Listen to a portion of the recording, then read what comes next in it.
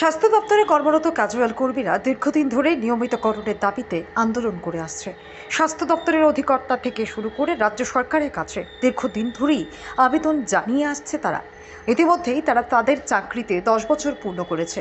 সেই মোতাবেক তাদের নিয়মিত হওয়ার কথা, কিন্তু রাজ্য সরকার তাদের নিয়মিত না করে স্থগিত করে রেখেছে প্রক্রিয়া।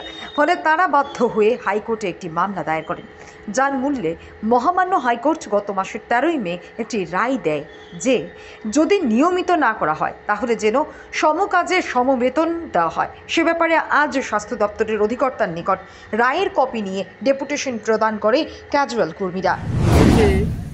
আমাদের স্বাস্থ্য দপ্তরের ক্যাজুয়াল কর্মীরা দীর্ঘদিন ধরেই স্বাস্থ্য অধিকর্তা এবং রাজ্য সরকারের নিকট একটা দাবি ছিল যে রেগুলাইজেশন করার জন্য। এটা আমরা দীর্ঘদিন 20 থেকে 25 বছর, কারো বা 30 বছর স্লিপ ওয়ার্কারে কাজ করে শেষে 2010-এ ক্যাজুয়াল কর্মীতে স্বীকৃতি দেয় রাজ্য সরকার।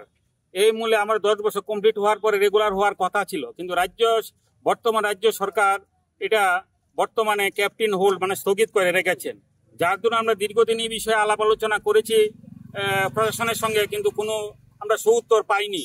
ফলে আমরা বাধ্য হয়ে আমরা মহামান্য হাইকোর্টের কাছে দ্বারস্থ হয়েছিলাম।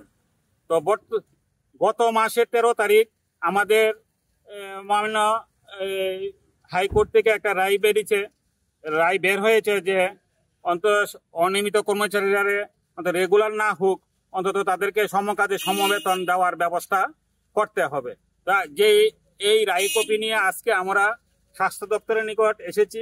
আমরা ডাইরেক্টর সাহেবের সঙ্গে আমরা কথা বললে আমাদের সেই দাবিপত্র এখানে আমরা সাবমিট করব। আপনার নামটা?